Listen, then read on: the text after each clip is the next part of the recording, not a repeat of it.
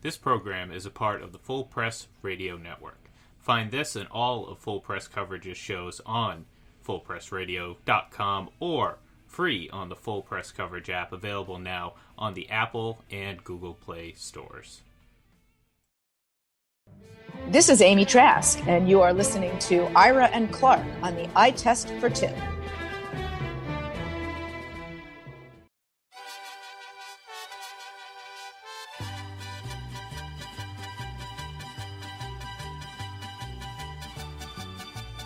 Yes, it's Cinco de Mayo Eve on the Eye Test for Two, and I'm Clark Judge.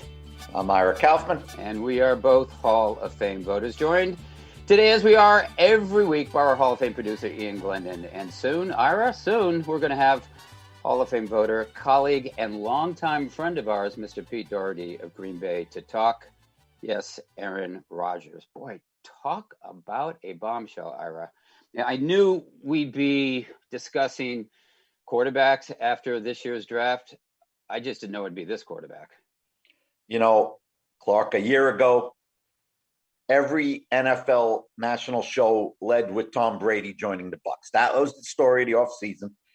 And Clark, until this thing is resolved, and who knows when it will be resolved, Aaron Rodgers will be the talk of every national NFL show. That's just the way it is when you got a three-time MVP. I don't see that being resolved anytime soon, Ira. I bet we'll be talking about it, honestly, 4 to 5 months from now. And, you know, something sticks in my mind, Clark. I said it to you on this podcast before during the regular season. There's something about Rodgers. He's great. He's intelligent. But there's something about him that I just don't think he has great leadership skills, and I just don't think he has them. Apparently, you and Terry Bradshaw agree. Did you see what he said? I did. Oh, my gosh. And for those who missed it, Terry Bradshaw said about Aaron Rodgers, him being upset shows me how weak he is. And that's a direct quote. Wow. Well, I know, Ian, you want to talk quarterbacks, but I know you don't want to talk about that quarterback. You want to talk Mac Jones. So is Mac Jones the savior for your New England Patriots? You know, if my luck is anything, then yes, he will be, and I'll get another 20 years of unprecedented success following this team. Hopefully that will take me to my later years, and I'll be happy with that. Realistically, I have no idea. When they announced that pick, you were doing jumping jacks in your living room? It was expected. I've been saying for a while, and I actually might have even said it on this show, but I thought their best option was to roll with Cam and draft a quarterback, and this was the quarterback available, and I'm still not completely on tune with the athletic quarterback taking over the league quite yet. I'm still kind of old-fashioned in that sense, and I still think that a pocket passer is still a great pocket passer is better than any great running quarterback, in my opinion. So hopefully he does become great. Yeah, no, I agree with you, Ian, on that. And Ira, I go back to what Ernie Accorsi told us several weeks ago about the cost of missing on a top 5 quarterback. We had 3 quarterbacks come off the board with the first 3 picks, and that's the first time that's happened since 1999. Now, if you remember, in 1999, the first 3 picks were Tim Couch of Cleveland, Donovan McNabb of Philadelphia, and Akili Smith of the Cincinnati Bengals. One of those three made it. And there's Akili Smith calling in. He didn't like that. He didn't like us talking about him in a negative way. Anyway, one of those 3 made it, and that was Donovan McNabb. There were 5 taken in the first 12 picks, and really only 1 was consequential. And again, that's Donovan McNabb. I realized Dante Culpepper was okay at 11, but he didn't last beyond 7 years in Minnesota and then disappeared. But when Ernie said, if you miss in the top 5, you set yourself back 5 years, I think he's absolutely right. So I guess it's a long way of saying to you or asking you, of these top 3, who misses? What's the biggest gamble? I think the Jets, Zach Wilson. We shall see. Mostly because I don't think anybody can succeed with that franchise. I think it's a forlorn franchise. And Clark, one more quick note.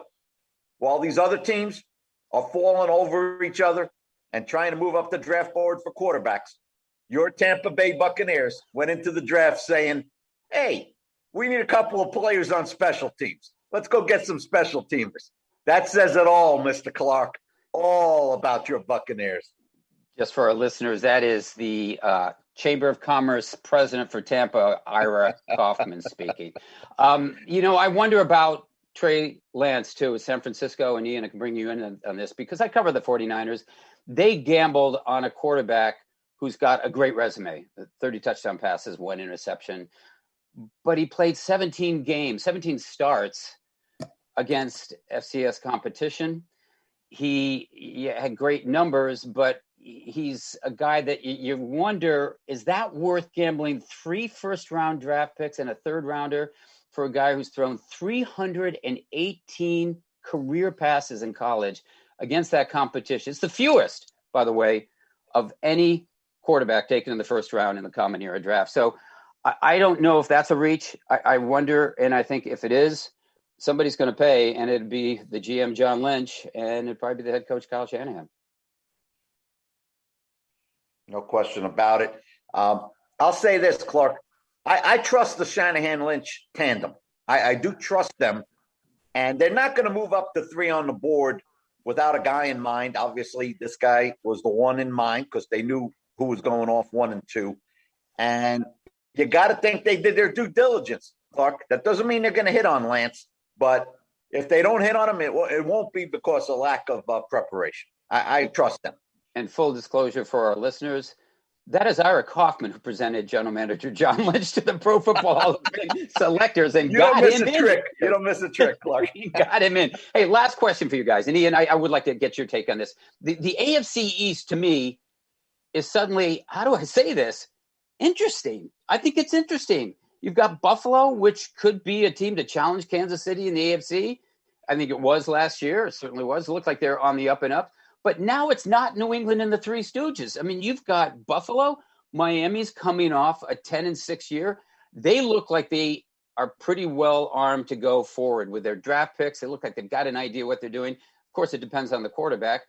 You've got, honestly, the New York Jets, who I think, despite Ira's reservations about Zach Wilson, and I think they're well placed, Ira, I do. But I think the Jets under Joe Douglas look like they know what they're doing. They've made some smart personnel moves. And then you've got New England. So it looks like it's an interesting, wide open race.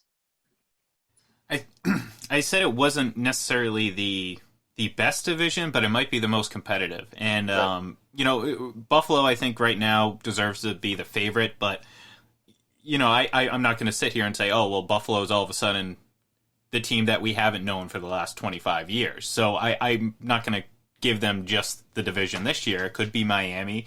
It could be New England if Cam Newton plays pretty well, or the upside being Mac Jones coming in and playing his way into that starter's position. So, I'm excited to see how it plays out. I do think that the Jets are firmly number 4 in this division, but for the first time in a very long time, like you alluded to, I like the direction that not only the coaching staff is going, but the management is going. Woody Johnson's still involved. But at least, and that's why they're number 4. Yes, by default. Okay, let's move on to the topic that has the attention of NFL fans everywhere, and honestly will be for the foreseeable future. And that's what's going on with Aaron Rodgers. For an answer, we're going to turn to Hall of Fame voter and bicycling enthusiast Pete Dougherty. Sorry, Pete, of the Green Bay Press Gazette. And Pete, what is going on with Aaron Rodgers? There is a Paul Dougherty in journalism. I think he works at the Cincinnati Enquirer. You know what, Pete? I'm gonna be honest with you. He's a longtime friend of mine. I worked with him in Baltimore, and he is in Cincinnati. So yes. Okay, right. Well then I'll really let you off the hook because we've only known each other like 10 years or so. That's right. For Pete's sake. No problem. I'm sorry. What was the question is? Why do I get Pete Dougherty mixed up with Paul Dougherty? No, the question is, what's going on with Aaron Rodgers? I mean, you're there in Green Bay. I don't know how people there are responding to it, but what exactly is going on there with him, and how do you see this thing playing out? Yeah, the playing out part, we could take up an hour there just going through all the possible scenarios. They're basically where they are. The major reason is that the Packers drafted Jordan Love in the first round last year, and that really upset Aaron Rodgers. He wants to play till he's at least 40, maybe longer, and he felt like that was just a huge slap in the face and that they're trying to push him that the GM is trying to push him out the door, and that was the plan all along when they picked him. The Packers definitely made a huge mistake in not having good communication with him, letting him know the pick is coming. Scout I talked to in the league said, you don't just call him on the day of the draft and say, we're going to do this. You have to have a pre-existing relationship where you talk to him a lot. Favre has told me, I know Ron Wolf used to talk to him a lot and say, hey, how you doing? How are things in the locker room? What do you think of the team? Ted Thompson didn't do things that way. And I think Gutekunst, who would have learned in the office from Thompson, hadn't done things that way. So that was a very big mistake. And it might have created enough trust where they wouldn't have gotten here. I'm not convinced of that, but there's certainly the possibility. But the crux of the matter is they drafted Love, and Rodgers was really upset, and it stuck with him. Mike Freeman wrote last year when they picked him, Rodgers is a world-class grudge holder, and I think there's a lot of truth to that. He went out and played great, and now he's turning the tables on the Packers. So, Pete, why now? I mean, why not a year ago? But why now is this happening, playing itself out? I think because he had to go out and play and, have a good year. I think that's the main reason. And he had time to fester with him. But I don't know I can't for sure say that's the reason, but I'm guessing he, because he had come off, he had broken his collarbone. Right. And then he had not a very good season in 2018 where he was disgruntled with McCarthy's offense. He hated that offense. They went 6-9-1. McCarthy got fired. And then LaFleur came in. His first year was 19. And the offense, they went 13-3, went to the championship game. I think he felt like he had something to prove to actually have the leverage to have any say in this. And this was his chance to, stick it to the Packers, and he's doing it. He was just really upset that they picked Love. Pete, I'm looking at the Packer depth chart, Peter, and I don't see where Green Bay's got many options in this situation. That I believe they only have 2 quarterbacks on the roster, Pete. And if Rodgers leaves or he gets traded or he doesn't show up, Pete, what are the odds that they bring in a veteran rather than going with Jordan Love? I would think they would need to bring in at least somebody to compete for the job. Love was viewed as a huge project, even a lot of arm talent, but like more of a project than more first rounders are. And then last year, the pandemic season, no off-season program, abbreviated training camp, no preseason games. He was the number 3 last year. So he's not even getting very many scout team snaps in practice, and he's getting 0 with the first team. So I think the guy's got a long ways to go. So I would assume let's just say it plays out where they end up trading him. I would think they would want a veteran quarterback who could at least start the season as the starter if they needed to or wanted to. I would think that would have to be part of the deal. And if Rodgers if they wait him out and make him hold out, then they'd have to go and get. Pete, one more thing about Aaron Rodgers from an observer. Now, you're there all the time, so I want to get it from you. But I've said to Clark on this podcast, and I think it was reinforced to me during the game in Tampa during the regular season, after the Packers were up 10-0, he threw a pick 6, and Green Bay basically folded up and never did a thing after that. Pete, his body language kind of over his career, I don't know. I just get a feeling he's not a great leader, Pete, when things are going wrong, but he's a tremendous front runner. Is that fair about Aaron Rodgers? Well, the body language thing, that had been an issue since the start. He became a starter in 2008, and by 2009 and 10, that was showing up, and especially after they won the Super Bowl. It seemed like in the past 2 or 3 years, it improved quite a bit. I think even, McCarthy talked to him about it, LaFleur for sure. But it still crops up at times. And, I think you would have some people who would agree with you on that, Ira, for sure. They early in his career, he didn't have many comeback wins. He's accrued a lot of those since then. I know by front runner, you might mean more how things are going generally than in any particular game. But, you have people who would agree with you. I've seen both. I've seen it go both ways. I've seen him bring them back in some games too, and with some great late rallies. So I'm less certain about it, but you're not alone in those sentiments. Put it that way. We're the Hall of Fame voter Pete Dougherty of the Green Bay Press Gazette and Green Bay's in up in arms. I would assume, Pete, with this story. How's it going over with people and fans there? Are they taking sides? What's the mood of that town?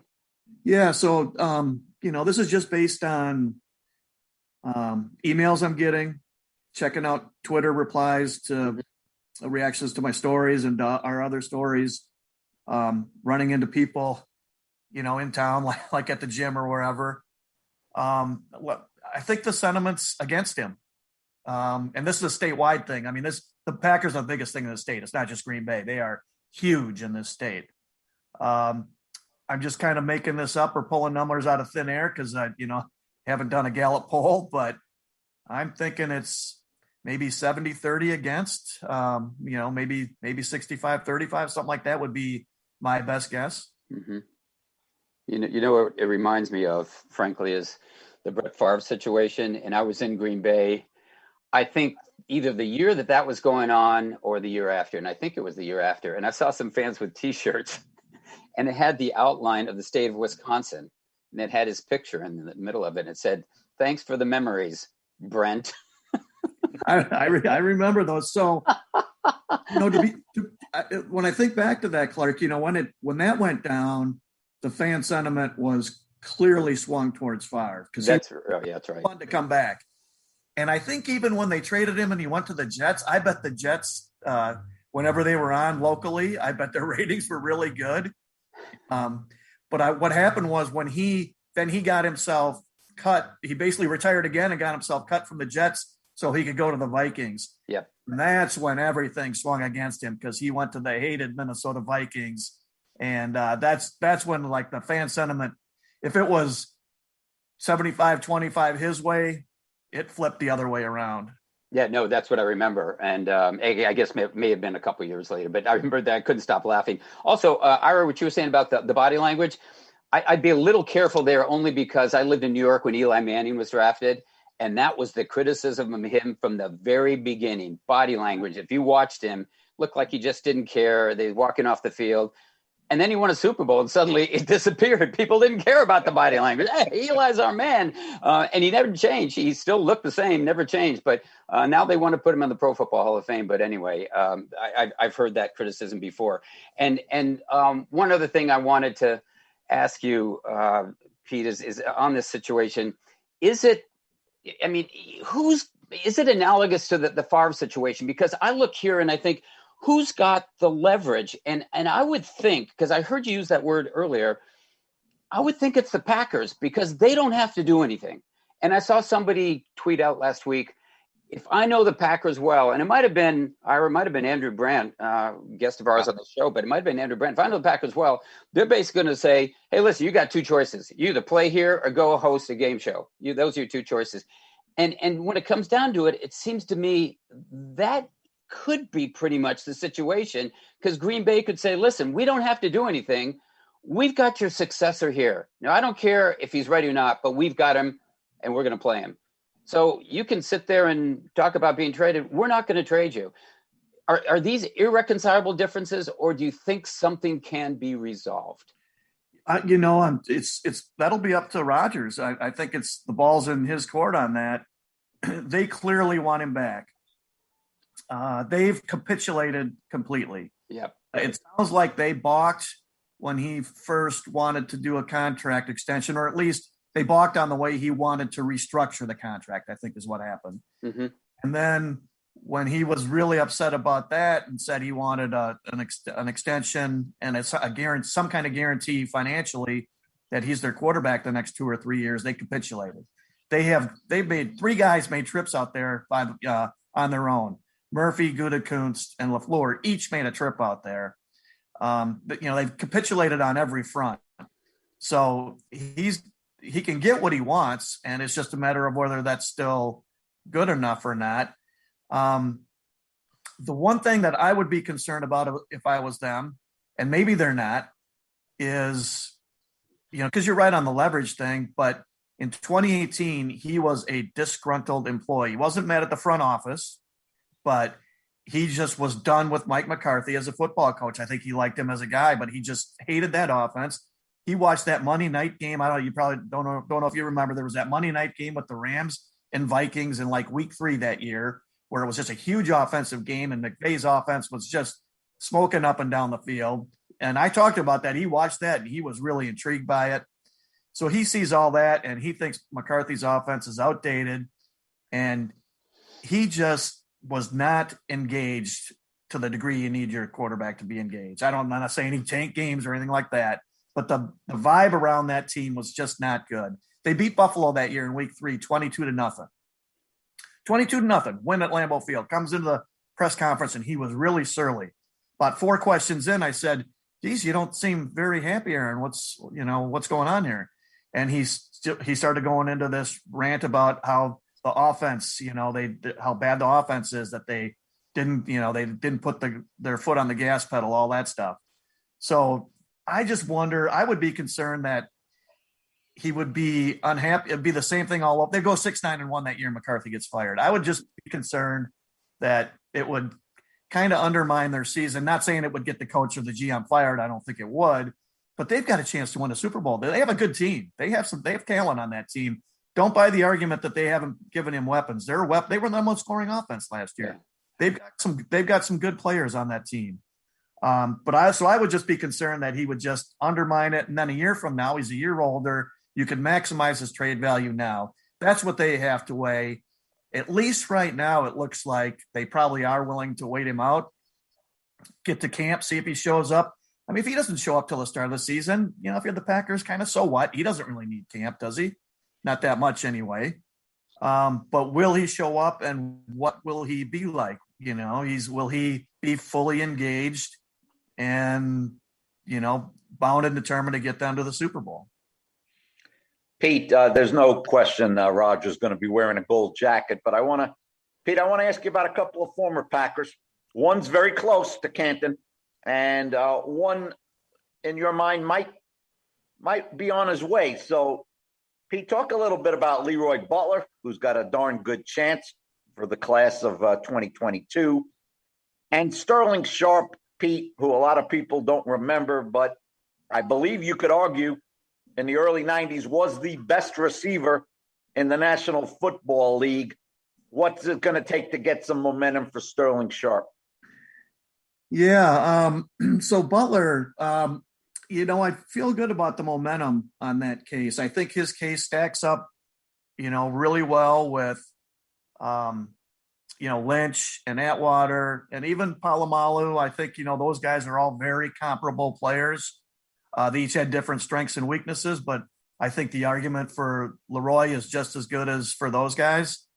So I think that's looking pretty good. I think there's only like 4 guys with, trying to remember the numbers now, 20 sacks and 35 interceptions at least.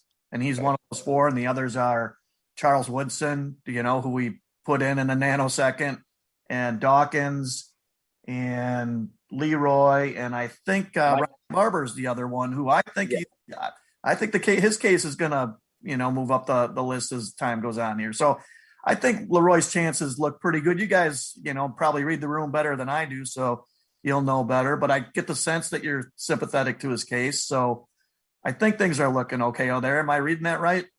Yeah, with me. Yeah. Yes. Sharp, I know Wolf is huge on Sharp, and Wolf didn't draft him, so it's not like, it's a feather in his drafting cap. He did. I think he led the league twice in catches. Three times. So, yeah. In an abbreviated career, Terrell Davis getting in has opened the door some to the shorter career guys. So I think though did Sterling graduate to senior status yet? I think he might have. He may have. Oh. He may have. I think this might be the year where he doesn't, in fact. Yeah. Which means his last year was his last season was he retired early in the 95 season. So 95 was his last year. So 2001 was the first year he was eligible for the Hall. So you're right. This is This is the whoa. Now he made 21 one. Yeah, I think he's gone. I think he is. Class. So he's gone. That's up to. Are you? I'm trying to remember. Are you on the seniors committee? You're on one of those committees, right, Clark? No, I'm on the contributor committee, but Ira's on the senior committee. Yeah. Yes, okay. So it's in your hands now, Ira. What do you think of his case? I'm looking at his career, Pete, and I think he was the best at what he did for about 5 years. And with all due respect to Terrell Davis now, and he also played, Pete, he played 2 playoff games and scored 4 touchdowns. Now it's a short sample size, I understand, but I think the guy was fantastic. And he didn't always have Brett Favre throwing to him either. So I'm going to take a long look at Sterling Sharp, and you know what? I might be talking him up on your behalf, Pete. One of the problems is, and I know Clark knows this because I see his tweeting out all the stories that those guys are doing. But you've got Vern Llewellyn, who's got a great case. I mean, Johnny Blood, who was in the first, I think he was in the first Hall of Fame class, said Llewellyn should be in before him. He was the best guy, and Packers won 3 straight titles, 29, 30, and 31. And Llewellyn was their best player. Yep. He was their stud. So you got him. You've got Lavi Dilwig. You want to talk about short career guys. Cecil Isbell, his first, he only played 5 or 6 years. His numbers stack up incredibly well with Sammy Baugh. Yep, that's right. That's for right. those I seasons. got one more, Clark, one more question for our distinguished guest, Pete. Hey, all right, you cut him off there. He was going down the list. He was going to get Gail Gillingham, too. Come on. Yeah, I had a filibuster he's going. about- What are you doing, Ira? He's about to get to Gail Gillingham in another minute over there. Pete, quickly, what's going on with David Bakhtiari? One heck of a tackle who happened to tear his ACL 4 months ago. What's going on with that rehab, Pete? And lastly, for me, Pete, thanks for doing this. 11 interceptions, for a 13-win team. 11 interceptions. I think maybe only 2 or 3 from the cornerback position. How much are they counting on this Eric Stokes kid? And, how much work needs to be done in that secondary, Pete? Yeah, so as far as Bakhtiari goes, he tore the ACL December 30th. They usually wait a week to 10 days or maybe it's 10 days to 2 weeks to do the surgery. So he had it in mid-January. The people I've talked to who are expert on this stuff and having observed this medical staff, they've had this doctor for almost the whole time I've been doing the beat, and we're talking 29 years there. I just don't see any way they'll let him play much before 9 months. The guys who come back from less than 9 months, they have a much higher rate of arthritis and compensatory injuries and all that. So I think that puts him at the earliest back at, really early October. I'm thinking he's going to miss anywhere from 3 to 8 games. They say the rehab's going great. I don't know. Have you guys ever heard a team in a press conference say, well, this rehab's not going well at all? It doesn't look good. So I don't know if you can believe that or not, but he's a worker and all that stuff. So I would guess if I had to bet, I would bet on like a mid-October return for him somewhere in there. Stokes will probably play. I don't know if he'll start. It depends on who they got a new defensive coordinator this year, a guy from the Rams, Joe Barry. They want to run that same defense that the Rams were running under Staley. So we don't know who they're going to play. They won't say who they're going to play in the slot. That's a key position. It's a filter down of the Don Capers defense. That's the Charles Woodson position. So will they move? They got a safety Savage who's a playmaker. Will they move him there? Will they move Jair Alexander, their best corner there? So that depends. What they do there will have a lot to say about whether Stokes has a really good shot at starting as a rookie. Those guys always get hurt. He's going to play a fair amount, I'm sure, one way or another. They really liked everything about him. The one thing I've heard is his ball skills aren't great, but he's got everything else: size, speed, quickness, huge character, great locker room guy, all that stuff. Pete, I've got a couple last questions, and thanks again for joining us. The first is, I heard you refer to Aaron earlier as disgruntled when Mike McCarthy was there. And it seems to me that adjective has come up before with him, whether it's on the field or off the field. And bottom line question here, what's going to make him happy here? I mean, people speculate is the firing of the GM, Brian Gutekunst. I mean, it's certainly not money. What's going to make him happy if he's going to return to the Packers, if anything can? Yeah, probably nothing. Maybe feeling like he got the win because he got his contract work. Because I'm assuming that if that doesn't happen, he won't come back.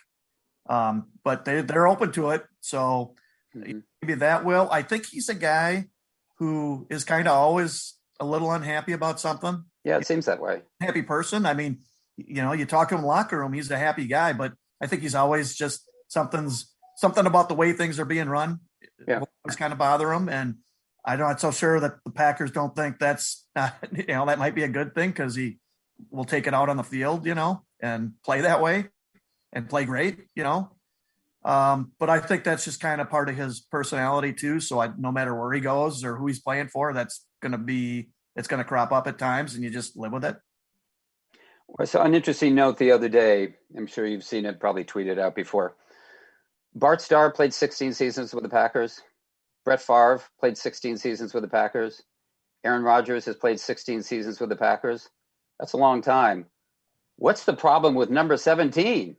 Is it the brats there? Is it the winters? What is going on? Yeah, that is really, really coincidental. Starr broke down. His body just gave out. Yeah. We all know the Favre story. That is funny, though. And another funny, I just got an email from a fan about this. And I'd forgotten about it. Starr won the league MVP in '66. That was his only MVP. In the next draft, Lombardi picked Don Horn in the first round. He was a quarterback. That's right. So this has been going on. That's right.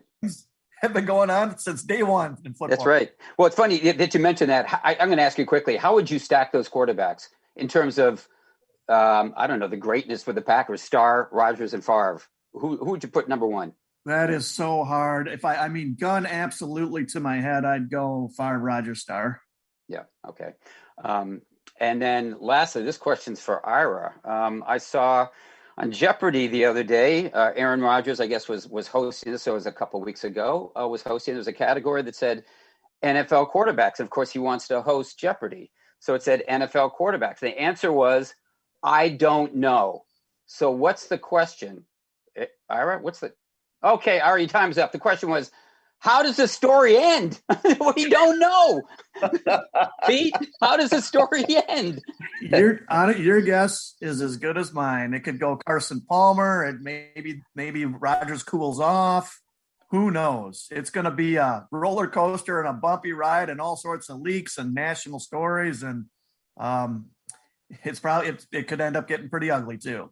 Clark, I want to remind Pete, and I'm sure he remembers it, in the summer of '08, during the Favre craziness, I wrote, and I wrote it kind of unequivocally, Pete, if you remember, that he was going to be a Buccaneer. And I splashed it across the page, and 2 days went by, and nothing happened. And then on that third day, all of a sudden, I think it was Jay Glazer, reports that the Jets signed Brett Favre. Pete, I aimed high. When you aim for the king, you better not miss. I do remember that, Ira. And look, you were not off base. I was in tight with somebody in his inner circle at that time, and that's where he wanted to go. And there was a couple days there where the Favre camp was pretty sure that's where he was going. In fact, I think they were sure that's where he was going. But you're right. You aim for the king, you got to hit him. Pete Dougherty, thanks so much for the time. You know what? Next time I see you, you just wave and say hello. Hey, Mark, how you doing? Claude, whatever your name is. Thanks, Pete. For joining us, Pete. Yeah, thank you for having me, guys. You got it. That was Hall of Fame voter Pete Dougherty of the Green Bay Press Gazette. And Ira, I think it's a fascinating story that, as I said, just isn't going to be resolved within a short period of time. I don't know that it'll be resolved at all, but I do think back to 2010 when Carson Palmer played a similar situation with Cincinnati, and he said, I'm not playing there anymore. The Bengals said, fine. And he didn't show up for training camp, and he didn't show up for the season. And mid-season, come the trade deadline, you know what happened? They traded him to Arizona. I don't know that that's going to happen here because these aren't the Cincinnati Bengals. This is a Packers organization that operates very sort of they don't deviate from the norm. They're very predictable, and I think they're going to stay the course here and try to stare him down. And knowing Aaron Rodgers, I don't think he's going to blink. You know, Clark, if this is all about drafting Jordan Love, and I think Pete might be right, and nobody's more embedded with Green Bay than Pete Dougherty. Yeah, Clark, if that's the case, look what the Bucs did. I mean, this is Kyle Trask, you know, the 64th pick in the draft. But Clark, they have discussions with Brady going back 2 or 3 weeks where Jason Light says, we're probably going to draft a quarterback, Tom. Now, that doesn't sound like much, but it is. Yeah. And the Packers didn't do that with Rodgers, and they're paying a price. They're still paying a price for that, Clark. No question about it. No question about it. And we've come so far that a year ago, nobody was talking about the Tampa Bay Bucs as the model franchise. Now, Ira, president of the Chamber of Commerce, you are. Congratulations. Hey, I mentioned Cinco de Mayo when we started. You guys got plans? Ira, what are you doing tomorrow?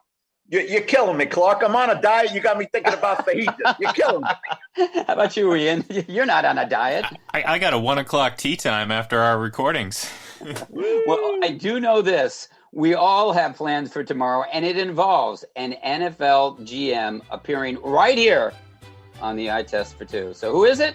Ira, you know? Well, they'll have to tune in and find out, my friend. You got it, Ira. Tune in tomorrow to find out who that individual is. Thanks for listening. We'll see you then.